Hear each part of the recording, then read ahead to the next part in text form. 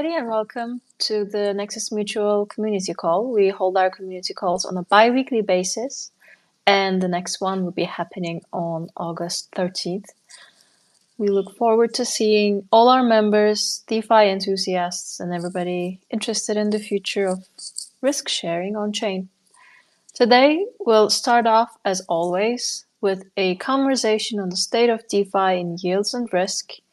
And then Brave will walk us through some of the new listings on the Nexus Mutual UI. We like to call them covered alpha opportunities. We have had quite an active discussion scene on the Nexus Mutual Governance Forum, and we'll talk about some of the NMPIP's protocol improvement proposals that have passed and the NMDP, which will be closing today. And we'll get the latest foundation updates from Hugh himself. We'll have some more exciting stuff to go over. Before further ado, let us start with the state of DeFi in yields and risk. Brave, take it away. Hey, good morning, everyone. I'll provide a brief overview of the current market and the yield environment in DeFi before we get into some other Nexus-focused updates today. So since our last community call, we've seen the ETH ETFs launch, inflows start to flow in, and we've seen the wider macro environment cool off a little bit in traditional and crypto markets. ETF funding rates, or ETH funding rates, remain in the same range, though they're slightly higher since our last call. We'll have to wait and see how sentiment changes in August as ETH ETFs see greater inflows. But that ETF launch has put a lot more eyes on Ethereum. We're starting to see more conversations about DeFi outside of crypto, Twitter, and outside of traditional crypto media outlets. So that's very promising. But the markets within DeFi have reacted somewhat to this news. So based on lending rates, we've seen an increase in demand for leverage. The average yield for lending on DeFi lending protocols has hovered around 4.44%, which is a slight decrease, but this is according to data from DeFi Llama. But lending information on Vault's FYI shows a nearly 4% increase, with the average lending rate at 8.77% across major stablecoin lending markets, and some minor ETH lending markets as well on some of those major lending protocols. So even with the wider ecosystem trending sideways, there's still great yield opportunities on chain. The EtherFi liquid vaults have consistently provided some solid yields with the benefits of points to add to the APY. A nice feature there too is you can now buy cover for those vaults directly in the EtherFi UI for all liquid vaults through their Nexus Mutual point of sale integration.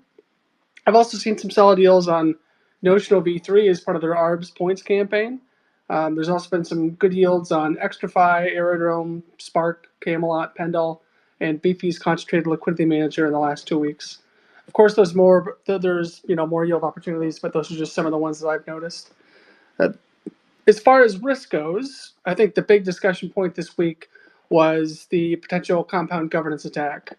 So somebody had put up a proposal directly on chain. They didn't go through some of the standard forum procedures for putting a proposal up for discussion. So they put that proposal directly on chain. That was Prop 289 in compound governance. They requested 449,000 compound tokens. And this was approved due to low voter turnout within the compound ecosystem. So if this would have went through all the way and it would have been executed, this would have given the proposer nearly 672,000 in to vote with. That would have given them enough power to far outweigh other on-chain voters in the comp ecosystem. Some of the larger delegates have not been as active this year as they have in the past. So with that much voting power, it would have been a pretty significant threat to compound security. But fortunately, the proposer, who's part of the Golden Boys, as they've outlined at the forum, the leader of this outfit is his name is Humpty, and he's a large whale that's active in different DeFi governance ecosystems. Humpty leveraged this proposal to get a commitment from the Compound team to direct some of Compound's revenue to comp holders. That was discussed on the forum yesterday. He basically gave an ultimatum that Prop 289 would go through unless they agreed to these terms. So an agreement was reached, and just about at the last minute, Prop 289 was canceled. So that 449K comp was not minted and was not sent to the proposer. But governance attacks have been something that we've seen an increase in the last couple of years. Some of the other ones that we can think about are Beanstalk, Audius. Beanstalk, I think, is the largest governance attack that we've seen that cost users quite a bit of money. I believe it was 181 million in losses. Some of it was returned, but ultimately the attacker capped about 76 million. So this has cost users a pretty significant amount of funds after attackers submitted malicious proposals and transferred ownership of these two protocols contracts themselves, so they could steal funds. With DeFi tokens, with something like Comp and some of these other blue chip tokens that have been around for a while, with them being lower, the cost to attack governance has gotten lower as well. So if there's inactivity and a low cost, then the chance for an attack is on the higher side. I think as Omer from Chaos Labs had pointed out, if it's cheap enough to execute an attack where there can be value that can be exploited from a protocol's governance system, then at some point somebody will do it. I think one notable thing is when we launched Protocol Cover in 2021, we did include losses due to governance attacks. This is something that at Nexus we've been talking about for several years. So, people have discounted this risk in the past, saying it's not very likely, but we're seeing, more instances of this or precursors to governance attacks showing up. So it's something that we've been looking for when listing new protocols for years. That's why it's really important for users to do due diligence when they're allocating in DeFi. It's also a good reminder that buying protocol cover is always a safe bet against some of those uncertain risks in DeFi. But yeah, otherwise, I think the other safety events that have happened, so the security events, have been compromised Discord servers, compromised front ends. I think for those, there's a lot of tooling out there like Wallet Guard, some of the features that you can get in MetaMask, MetaMask snaps where you can kind of detect some of these malicious transactions ahead of time.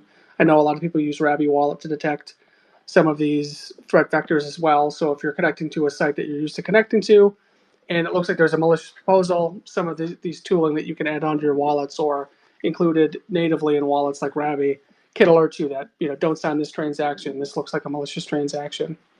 So be on the lookout for that as well. I know there's been some other protocols affected by this.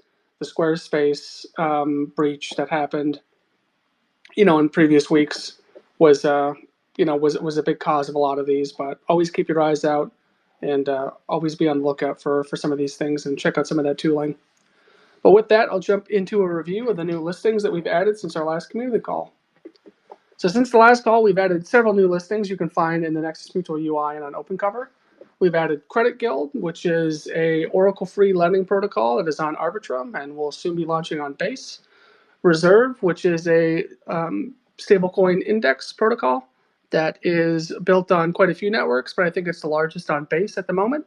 And Contango, which is a leverage protocol that's built on top of a lot of existing DeFi protocols like Pendle, Silo, Aave v3, Compound, Morpho, a lot of other protocols, but a lot of people have been using this for leverage strategies where they can farm points and earn yield through looping strategies.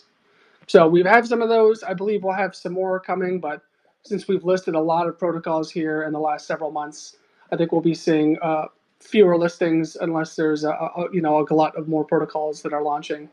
But as always, if you have a listing that you'd like to see that isn't currently in the Nexus Mutual UI, just ask us to review a potential new listing. You can send me a DM on X, reach out to me in the Nexus Mutual Discord, or send us a message through the contact form on the Nexus Mutual website.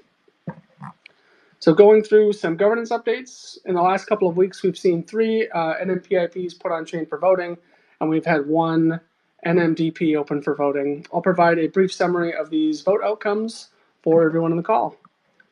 So the Nexus Mutual Protocol Improvement Proposal 225, which is the divestment framework, this was put forward by the investment committee. They proposed establishing a divestment framework to create capital targets for ETH and stablecoin assets held in the capital pool.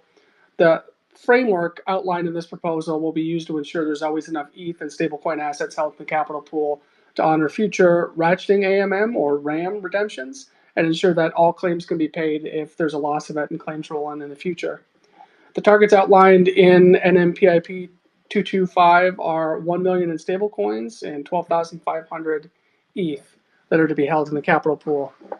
So with those targets, that this divestment framework outlines selling some of our productive assets like ST ETH and RETH to lessen our exposure as more ETH is redeemed. we're getting overexposed to some of those assets. So swapping out of some of those things to make sure that we have enough ETH in the capital pool and making sure we have enough stable coins as well. But this vote closed on the 14th of July, and members voted to approve this proposal.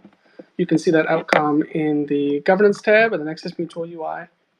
For NMPIP 227, this is the Aave v3 loan repayment and liquidation policy. This is another strategy that the investment committee proposed for repaying the Cover Re associated Aave loan and increasing collateral to avoid liquidation in the event that the price of ETH drops in the future.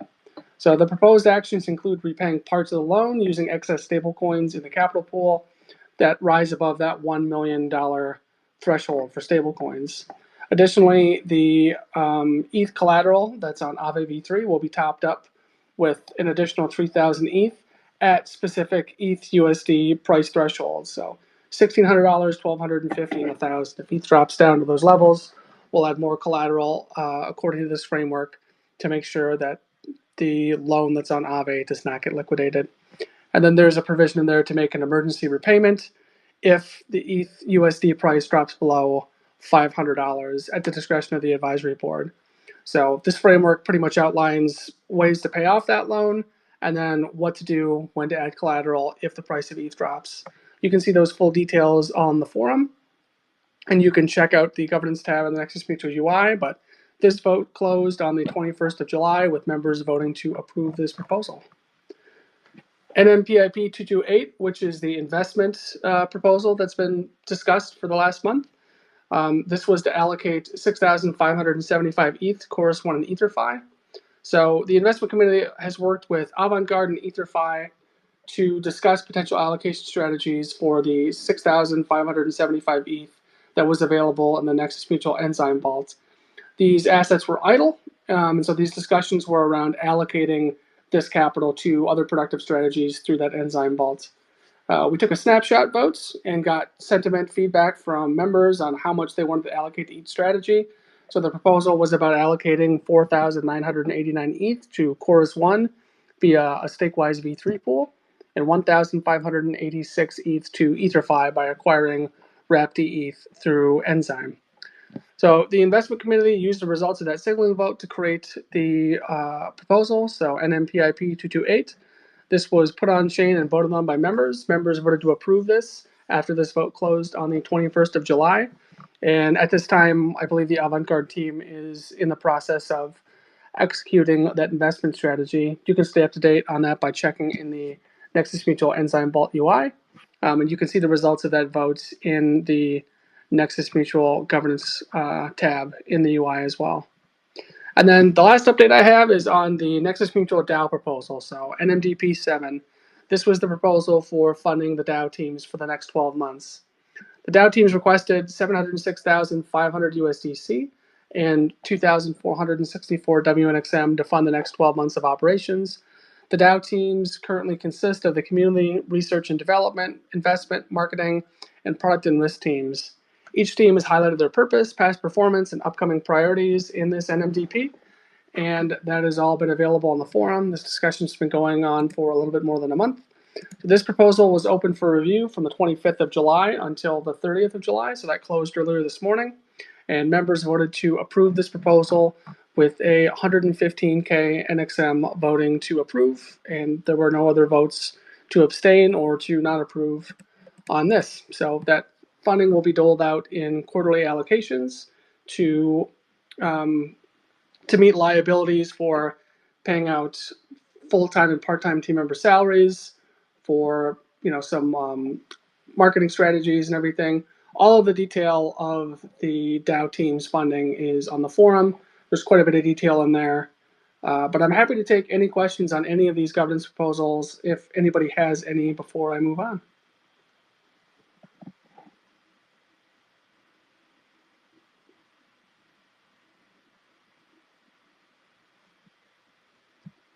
Okay.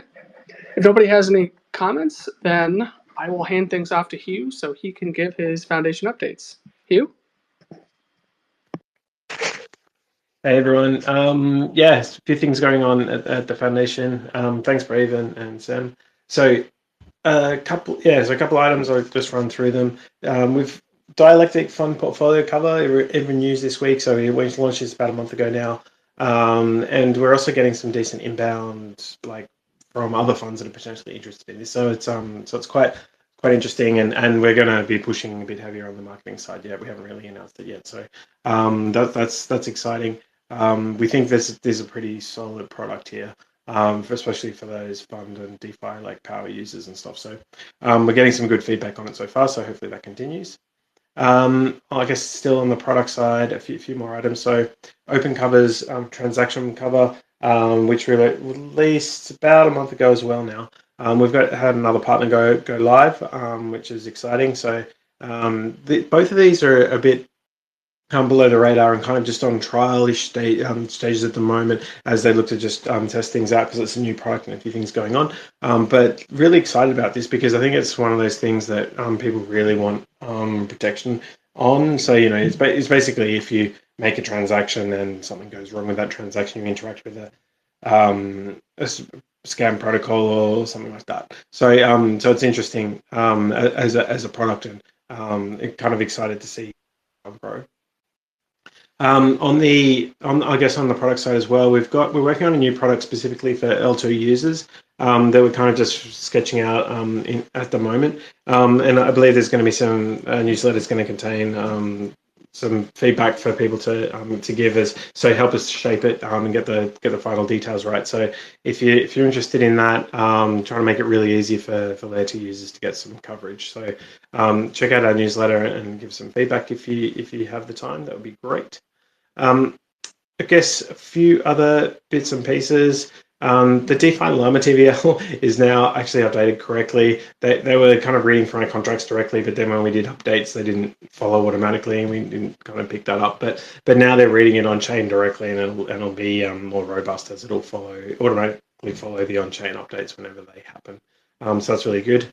So I think the DeFi Llama TVL gets distributed to CoinGecko and other places as well. So it's good to get that working correctly. I guess another piece which we have been working on for quite a while now, but we've got an exciting partnership on the distribution side that we've yet to be announced. So we'll have official announcements in the coming months on this. But I think it's really exciting. It's something that I think will set us up very well for like the longer term and building out solid distribution into the more traditional insurance space. So really excited about that, and we'll be able to hear more about it when we can finally announce it properly. And I guess the other more technical update, we have performed a few smart contract upgrades on chain, so you will be able to see those on the governance tab. So governance proposals 230 and 231. They're non-functional changes. They're basically splitting up one of the contracts into two separate contracts, so that there's room, because we're hitting the size limit, technical size limit on Ethereum per contract, and so we wanted to make sure that if we had to emergency fix bugs, we actually had room in the contracts to do this. So it's a bit more of a preventative and future functionality piece, because we've got some planned upgrades around cover edits and a few other different bits and pieces that will need to increase the size of the contracts. This is kind of just a non-functional upgrade, but just so you're aware and you know what's going on there. But I think more generally on the dev side, in terms of features, we're looking at the two big features sets that we're looking at the moment are the cover edits, which has been challenging because of the technical complexities of what we want to do and things. We've had a few goes at different structures, but we've now settled on one that's looking quite good, and so we're working on that. And the other, big functional one that we're just kicking off at the moment is limit orders. So we're looking to work out how you can basically intents or limit orders, whatever you want to call them. Different people have different names, but you would be able to say, I'll buy 100,000 of cover at this price, and then the stakers can come in and provide that capacity, and it can get executed. So you can kind of do it in advance. So that's quite interesting, because it also opens up some other different functionality more broadly from a UX point of view, which is quite cool. So those are the kind of main things on the dev side. Apart from the UI, which we're releasing new UI stage by stage. So the new membership flow has just been released this morning, which is pretty cool. So you'll be able to, and we're working on the claims and the staking next. So you'll see the backup has already been live. So you'll see the new changes come out over the coming months as we get through them. But it's nice to see all the new UI come through, because it looks a lot better and is a lot easier to use. I'm looking forward to the staking one in particular. I think that's it. I know I've whipped through a whole lot pretty quickly, so I'm happy to take questions if you have them. All right. Thanks, Hugh. I will jump in and talk through some of the team roadmap highlights. So just after our last community call, the DAO community team posted the Q3 and Q4 team roadmap, which provides an overview of what the Foundation and DAO teams are prioritizing over the next 6 months. We've recapped our core objectives, progress to date, and planned initiatives. The DAO and Foundation teams are really committed to transparency, and so we share our latest goals and efforts on the forum on a 6-month basis. Looking at our core objectives, they remain unchanged. We're still laser focused on growth, looking at growing cover sales through new product launches, developing new products that can help us scale cover growth as well and generate more premiums for the capital pool. The R&D team is working on the last phase of the tokenomics project, which is our second priority. This project is focused on how the MCR works in low capital situations. They'll be working on that in Q3 and Q4. And we're working on a wider research project for governance, which the R&D and community teams are leading the first phase of. After that, the engineering team will take over and research the application implementation requirements. That third priority is progressive decentralization to get more people involved within the mutual and the governance decisions that dictate the future direction that the mutual goes in. So we're working on a system that's more inclusive and one that is easier for people to participate in and stay more involved in within the mutual. So those core objectives remain unchanged. You can find those on the forum. For the teams, they've all provided updates as well, and I'll share some highlights from each of the major teams.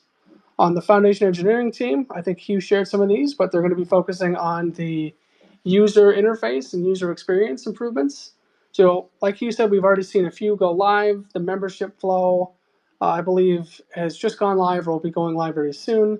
So when people sign up, there'll be a different flow. The goal is to reduce friction and make it as easy as possible for people to onboard to the mutual. There are going to be some other improvements, like the main dashboard that you see in the Nexus Mutual UI. Right now, it just says membership, but we're going to kind of reconfigure that UI so it's easier for you to keep track of all of your deposits within the protocol and stay up to date on everything you're doing within the mutual, and then learning about different ways you can get involved as well. So kind of making that dashboard an all-in-one place for you to look at your participation within the mutual. The engineering team is going to be working with Ultim Design Studio, which we've been working with on the previous improvements to the UI. But the next flows that we're going to be working on are the staking and claims UI. We're going to be overhauling both of those. So look out for updates on those later in Q3 or Q4. And then any remaining user flows are going to be tackled after we get through the staking and claims flows as well.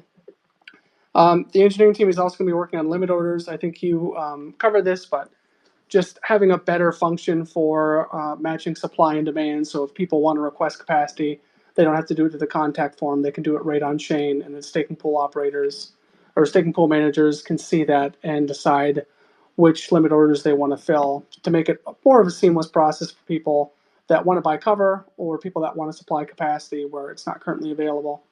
And then the engineering team is going to be launching the cover edits feature. We've talked about this. There have been some delays, but this should be coming. We've got an engineer that's dedicated to this, and this should facilitate easier renewals for people without the need to mint a new NFT. This will be really helpful for our distribution partners. There are more updates from the engineering team, but just want to give you a highlight on the top 3 priorities for these teams. For the Foundation Business and Development team, they are going to be focusing on driving point of sale integrations. We've already seen integrations in the EtherFi liquid vaults and EtherFi's UI, which has been great. but they're working on developing some standardized requirements for the purchasing experience in other UIs. They're talking to different protocols to get more point of sale integrations to help us build out our distribution network within DeFi. So just to make it as easy as possible for people to buy cover. They're going to be working on more white glove and bespoke solutions for different audiences that are coming to the mutual, a lot of higher net worth individuals or funds, working on more solutions for them to make it easier for them to purchase coverage at the mutual and get faster service so that they keep coming back and keep buying coverage. And then the BD team is also going to be managing the grants and accelerator program. Dopey is kind of leading the efforts here, but the efforts launch on like a big public launch of the program, conducting outreach, which is already something they've been working on, and then aiming to onboard one syndicate and fund 6 grants that will contribute to the Nexus Mutual ecosystem. On the product and risk side, we're going to be entering R&D on a new bundle type product that's designed to provide cover across multiple protocols. I believe Hugh talked a little bit about this as well, but given the success we've seen with bundle protocol cover, we've been playing around with an idea for a different product that has kind of all-in-one coverage for certain on-chain ecosystems. So I'll talk about this after I go through this highlight as well, because we currently have a survey that I would really love for people to fill out and provide some feedback on. But the goal is to develop and finalize this product and then launch this sometime in Q3 or Q4. We're also going to be working to support new and existing syndicates on new product development. Some of the examples we've seen are the Retail Mutual, Sherlock, some people that are building on top of us that want to launch new cover products and then distribute those cover products. We're going to be working with more syndicates and more syndicates that are coming on chain as well to build out products and kind of expand distribution and, of course, increase sales. And then I'm going to be heading up a bridge research project for bridge risk.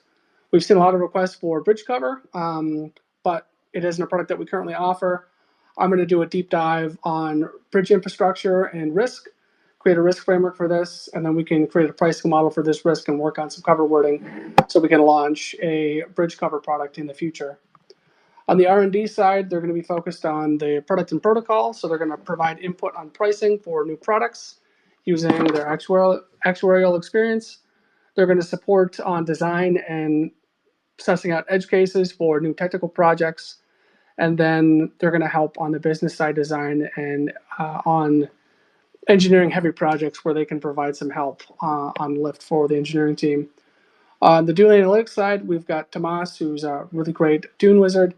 He's going to help us create some new dashboards. We've already launched a couple or overhauled some that we have. You can see those in the Nexus Mutual Dune Dashboard overview. You can see all the dashboards we have. The BD dashboard that he recently launched is really great. So he's going to maintain those dashboards, keep them up to date if there's any protocol changes, and then build out some more to support some people in our ecosystem. And of course, the R&D team is going to work on that MCR calculation project that I talked about. On the DAO community team side, the DAO community team is going to be focused on creating new guides for members and staking pool managers. So as the UI has changed, we want to make sure that we're providing updated resources like video guides and written resources to assist people that are buying cover or launching or managing staking pools, people that need to file claims, pretty much going through all of the flows and making some guides so it's as easy as possible to understand how the mutual works and how to contribute in these core functions. The DAO community team is also going to work on designing an onboarding program. We know that it can be kind of intimidating to onboard to the mutual and kind of get accustomed to all of the different flows and all of the different roles that you can perform within the mutual. So the community team is going to design an onboarding program so new people can come into Discord, or they can sign up through other means, and they can basically jump on a call on a bi-weekly cadence, something along those lines, and kind of cover the basics about the mutual and ask questions so we can support more people getting involved in the ecosystem. And then the DAO community team is going to continue the Covering DeFi interview series on Twitter Spaces. So look for more updates about that. Of course, there's a lot more included in the latest roadmap. I'm sure nobody wants to hear me run through the entire thing, but you can find that roadmap on the Nexus Mutual Governance Forum, or you can wait for a special issue of The Hedge that's going to recap a lot of this roadmap as well. And The Hedge, if you're not aware, is the Mutual's community newsletter that goes out on a monthly basis. This special issue is going to be in between our 2 monthly issues. That'll be coming out the next couple of weeks, so look for announcements from the Nexus Mutual Twitter, Nexus Mutual Discord, and Nexus Mutual Telegram channels, as well as on LinkedIn. Any questions on the team roadmap before I move on?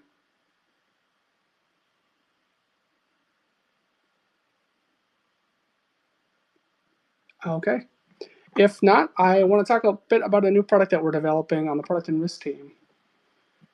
So we've been developing this new product like I had talked about, and we're looking for your feedback. So if you're a DeFi user of any experience level, we would really like to hear from you, especially if you use protocols on Base, Arbitrum, Optimism, and other layer 2s. This new product survey only takes a few minutes, and your input is really, really valuable. So I hope that you can fill out the survey and help us bring this new flexible cover product to market. The idea behind this is that we take the best parts of bundle protocol cover and make them a little bit more flexible so that you can deposit into different protocols. And you can have a choice of, let's say, like the top 5 protocols for a given ecosystem.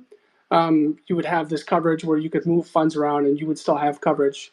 So I've got some details in that survey if you want to check that out and fill that out. You can also find that survey in the latest issue of The Hedge, and we've dropped it in threads for today's call as well. You can find that in the thread for today's call. I've linked to that tweet. I've also put out a message on our Discord, our LinkedIn, and soon I'll put one out on Telegram. So if anybody wants to fill out that survey and provide us with feedback, I would really, really appreciate it. And with that, I am going to hand things over to Sam. Thanks, Brave, and thanks, Hugh.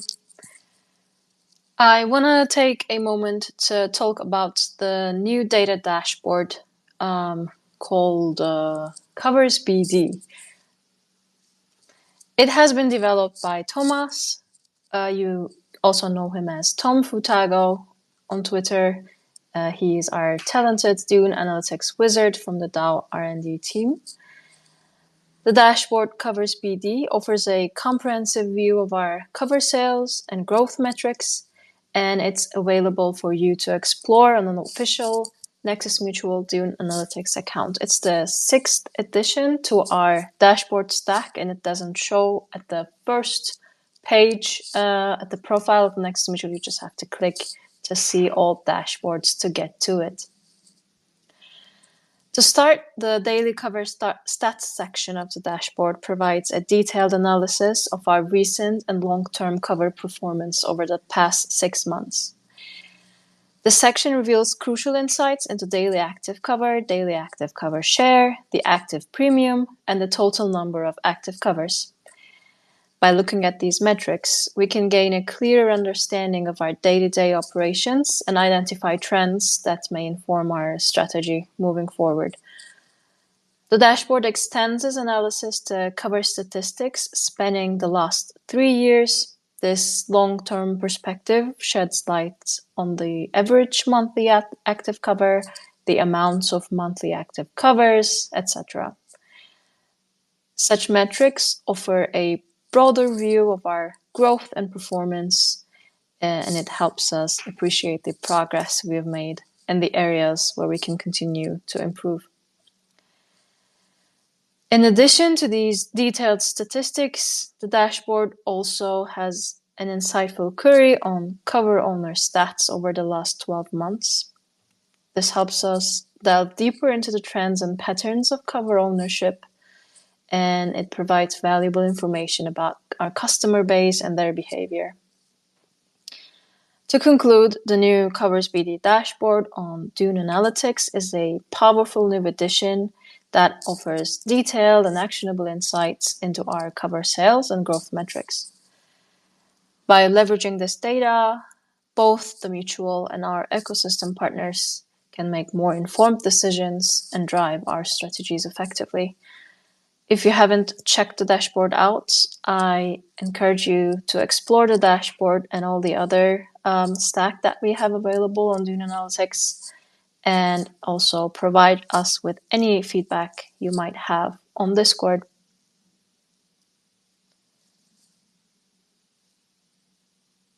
With that, I want to segue into our last week in review and talk about what the mutual has sold in cover and what fees members have earned in the past 2 weeks. Last week, the mutual sold $5.8 million worth of cover, and members earned $30,000 in fees. Our total active cover dropped below $100 million for a while, but as of yesterday, it got back up to over $100 million with a large Aave cover that had a lot of fees distributed to, I think, 6 staking pools in total. In the past week, in the third week of July, the mutual sold $18.1 million worth of cover, and we earned more than $80,000 in fees. Protocol cover is still the largest product when we look at the active cover per product type, and it is followed by fund portfolio cover, which Hugh provided the details about.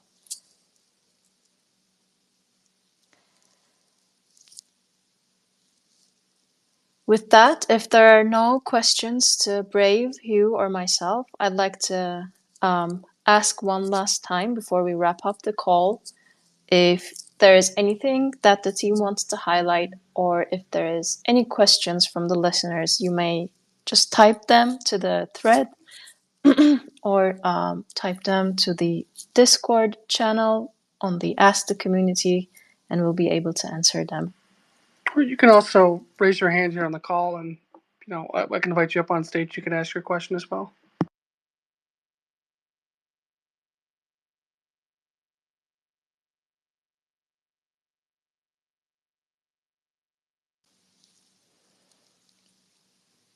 If there are no other questions at this time, you know where to find us. Hop onto our Discord anytime with any questions. We'll be able to help you. If you'd like to have a POAP to commemorate your attendance to this community call, please open a ticket or reach out to Sam on Discord. I'll be happy to provide you with a mint link. Take care and stay safe in DeFi. Thanks everybody for joining us. Bye. Bye everyone. Have a great week. Bye.